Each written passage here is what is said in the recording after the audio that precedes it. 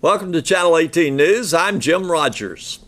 A Haverhill, Massachusetts man accused of fleeing to Texas after killing a woman and shooting another man outside a Lawrence, Massachusetts nightclub on Easter Sunday has been indicted by an Essex County grand jury in Massachusetts. Luis Rodriguez, age 24, was captured in Sulphur Springs, Texas by Hopkins County deputies in April of this year.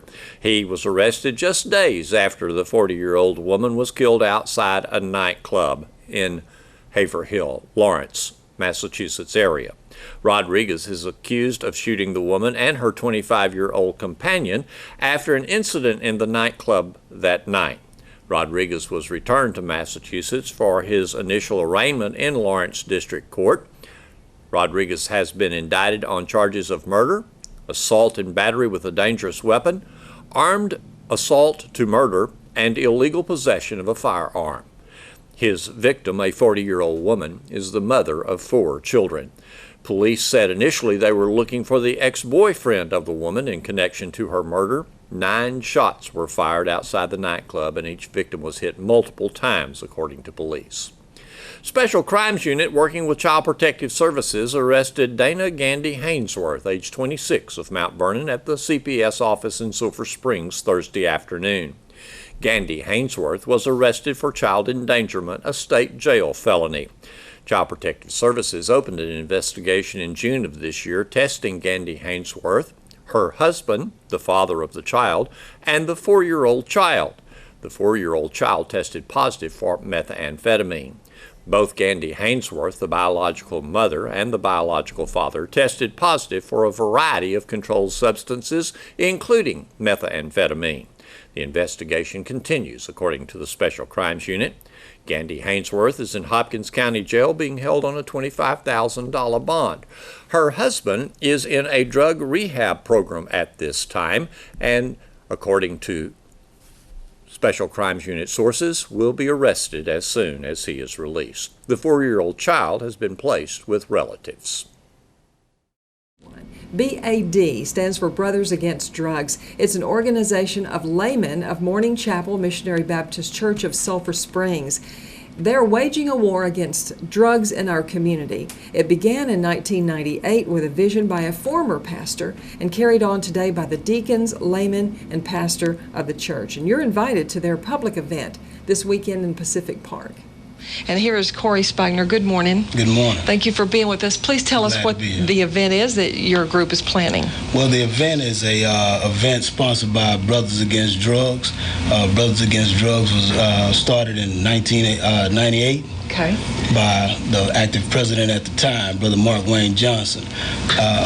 It's a community outreach program started at Morning Chapel Missionary Baptist Church. And Brothers Against Drugs just getting out into the community and trying to get awareness of drugs and help kids off the streets. Okay, so this is a sponsorship of your church, and you're all members of Morning Chapel. Is that right? Yes. Would you start here and tell us your name? My name is Clifton Eugene Nash. Okay, and you are currently president? I am the current president of the Laymen's at Morning Chapel Missionary Baptist Church. Okay, all right. And I think we recognize this man as pastor at Morning Chapel. Good morning. Good morning, Pastor H.B. Nash. And tell us who you are. Deacon Ronald Lewis. Okay, and you've been sort of in it from the beginning. Yes. Tell us a little bit about the history of the Brothers Against Drugs and this event that you do. Well, in 1998, our friend Mark Johnson, which just passed away, you know that already, he had a vision to get this back into the street to the children, to fight drugs through our layman's group. And it started then, and it grew from that until he passed away. And it somewhat died down, and we're trying to build it back up. Okay, you have a real passion for doing this because we have new kids coming on all the time that are influenced by the drugs out there in the world. Right. Yes. And I know Corey has had a whole lot to say about that since before we came on with our audience. Your desire to help. Right. You know, there was just a big incident in Dallas with a 13-year-old young lady who was murdered, and she was innocent. She just had family members who was involved in drugs, and it got her into it, and she was kidnapped and murdered. And and I think that's just a sad situation, and it could have been one of these kids right here in Sulphur Springs. Well, so maybe her family wasn't, or she was not involved in drugs, but yet she was involved, because it's just leaking into every part of our society. Right. It affects us all. New kinds of drugs than maybe we even know about. Right. There's new drugs being invented every day. And one common drug is the household drug, a prescription drug. You can look in grandma's cabinet and get that.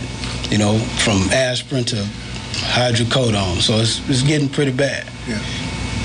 Well, part of the event has to do with bringing the youngsters out. We've got games and activities all through the day on Saturday, starting at noon, leading up to an evening special talk by a pastor from Fort Worth. Mm-hmm. Would somebody like to tell me about him? Well, I don't know that much about him. I just heard from Ricky. Okay. So we're just hoping that he gets here and everything works out just fine. Aaron Wright. He was a former gang member in Fort Worth on Stop 6, and his life changed, gave his heart to the Lord, and he has put so much back into the community. He is an awesome speaker concerning this. He's a motivational speaker, an encouraging man.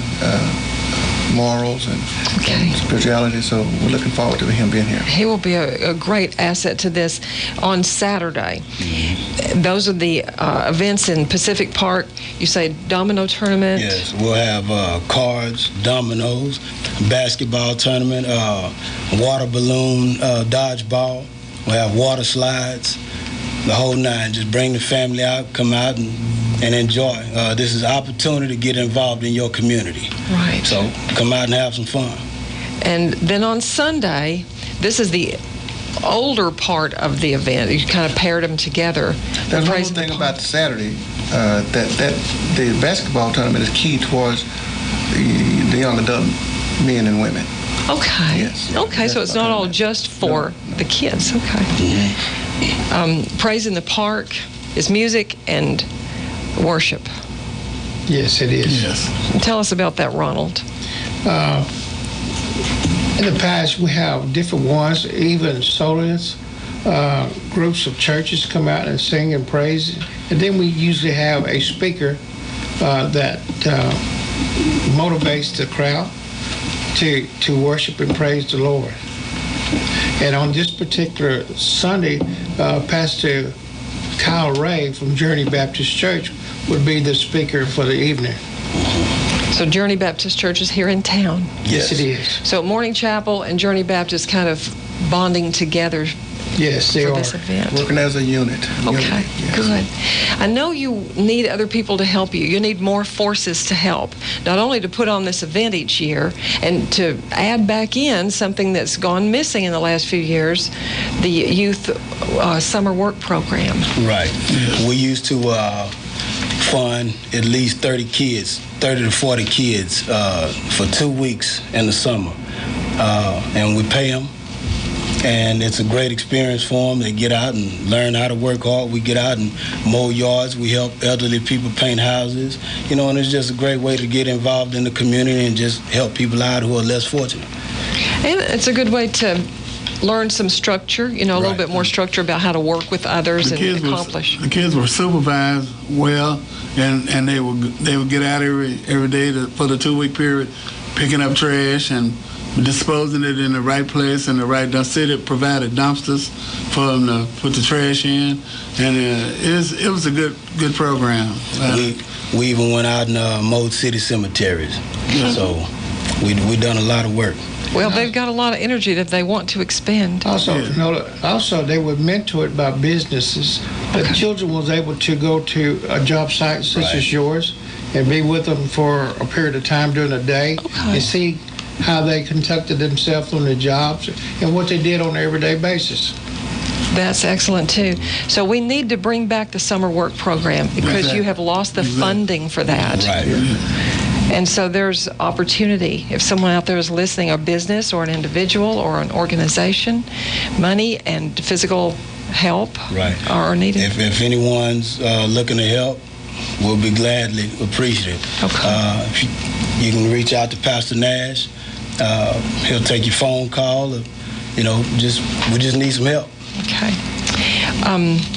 All of these are interests that the laymen of Morning Chapel Baptist Church have on their hearts, and they want to implement in the community. Yeah. And so, with Corey Spagner as former president of the laymen, and you spent several years doing that, you're still closely involved. So you have some personal background that makes you really feel this need to protect kids from the drug influence. Yes. Tell us about it. I was layman's president for 6 years. I was involved in supervising the kids for the work program. But not only that, I grew up here in Sulphur Springs, but I'm originally from Houston.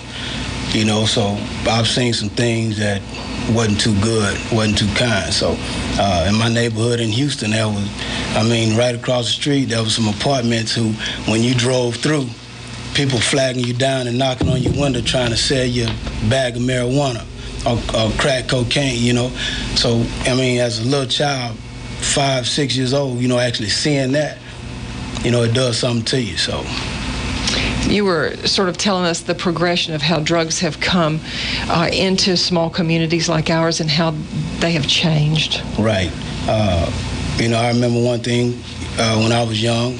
It started off with marijuana, cocaine. I didn't do it, but these are just some of the drugs that were available then. And you mentioned cocaine was not affordable. Right. Cocaine was very high at the time, so they created crack cocaine, cooked it up in a rock form. Now, you got ice, you have flocka, people are going to K2, synthetic marijuana, and it's all bad. It's really messing people up.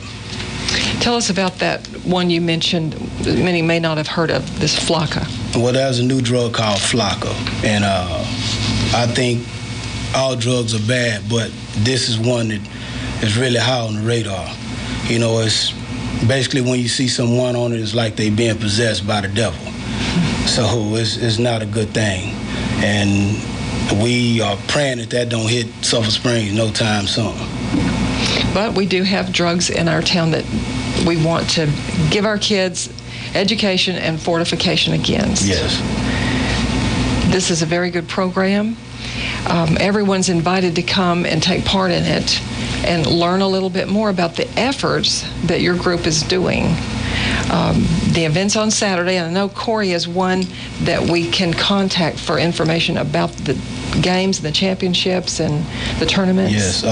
If you need to contact me, my number is not on the flyer, but my name is on here. Okay. My number is 903-900-2117. Okay. The church number's on there, so because there's a voicemail and people can leave a voicemail and they will be contacted. Okay, at the church it's 885-4978 at Morning Chapel. Yes. And we know where Morning Chapel is, right here in town.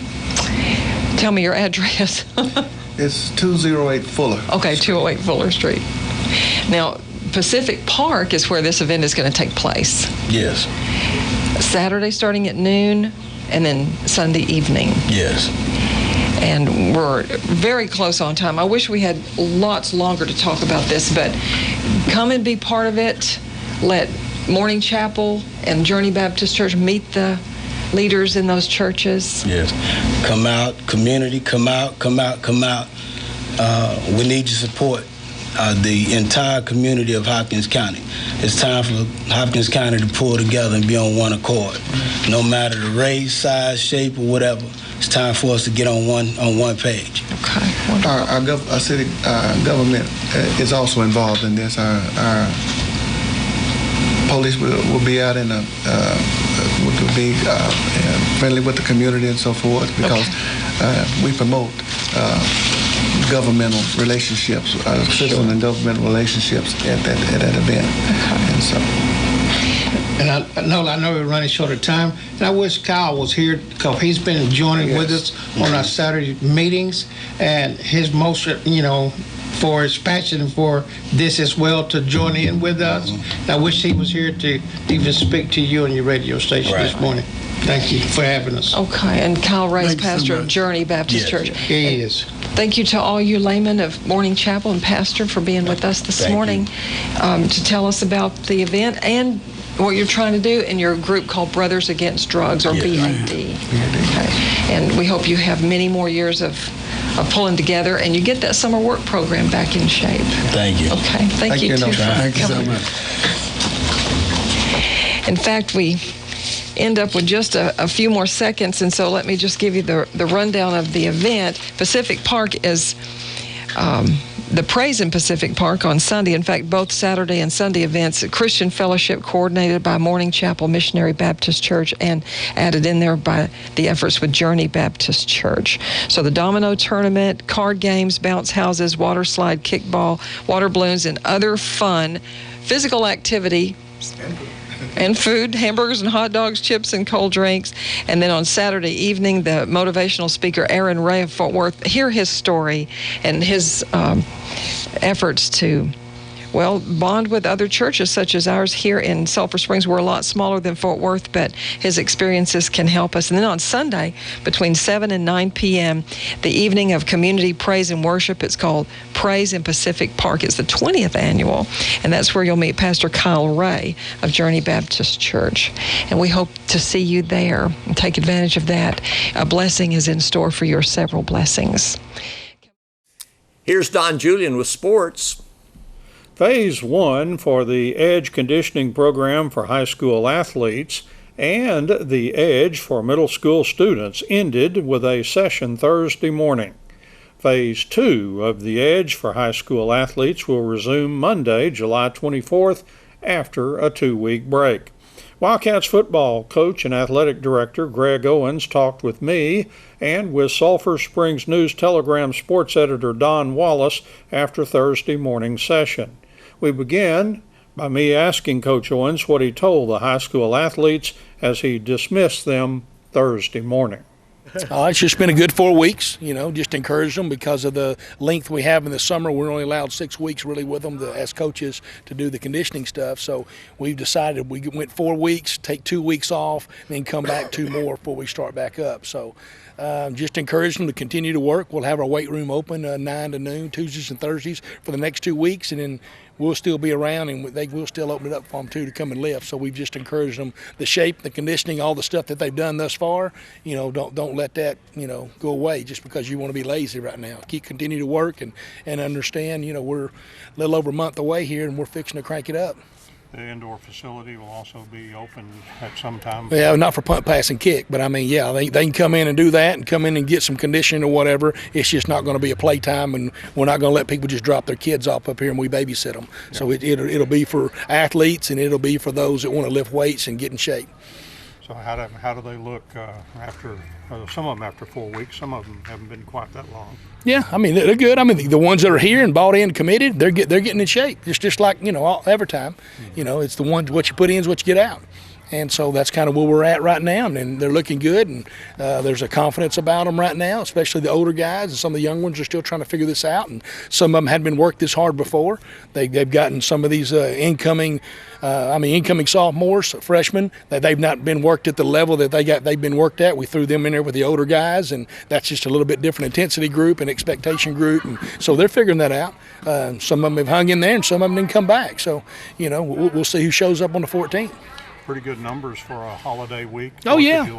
I was pleased with it. I really think, overall, when you count the middle school, we're probably about 70, 75, I think, for both those days. It's about 50 for the high school kids, and then we have had about 20 to 25 middle school kids coming in. But this is the end of the middle school stuff. So from here on, when we come back on the 24th, it'll just be high school students only.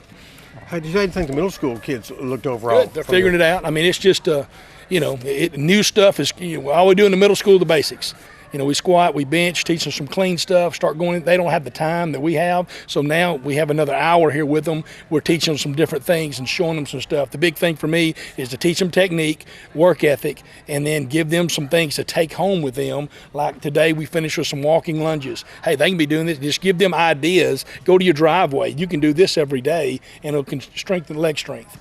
Talk about their core and some things they can do, and push-ups and sit-ups and just the basic stuff like that. Okay? You talked about it being mental. I know you do some reading to them and stuff like that. Kind of have a theme for the day or the week or something. Yeah, like that. we've been going through a book called "Chop Wood, Carry Water." Really good. I heard Chad Morris speak at a clinic this summer and said he just recommended this book, so I got it and started reading it, and it's almost like an athlete's daily devotional kind of a deal. I mean, it's just little bitty, just little bitty clip. Hey. It's little bitty. It's just little bitty, just little things you teach during athletics, about work ethic, just about perseverance, just about mental toughness, about physical toughness. It's just little things and little encouragements on a daily basis, just remind in a story form. So we've just kind of told the story. I've read a chapter a day to them, which is only about a couple pages. So it's simple, it's easy, but it's something they can't. It always leaves you a little bit more for the next chapter. What's going to happen the next day. So some kids came and they missed. Well, you should have been here. So some of them say, I'm coming back for the story. I got coaches going, I can't wait to hear what's going to happen tomorrow. So it's been a neat thing, and really to kind of talk about stuff that's really practical just in their daily lives. Any samurai stories in there? Oh yeah, it's about a samurai. It's about a samurai archer. Is what it's all about. So but it's good. But chop wood, carry water, and it's some really good stuff. Coaches love it. I'm actually spend 30 minutes on it with those kids every day. We take about 5, but it's just give them a little taste of what it's about. How does this apply to me today and what I'm fixing to do right now, and we move on with it. But there's some great stories, and some of the kids can tell you, hey, what's their favorite part? I think we've gone through maybe, nearly 20 chapters now, and so we've got about 8 more to go. So we might skip one that may not be relevant or whatever, or I'll do 2 in one day and just kind of catch them up. But we're gonna get there, and we got 8 more workouts to get the rest of the book. Thanks for watching Channel 18 News. Have a great evening.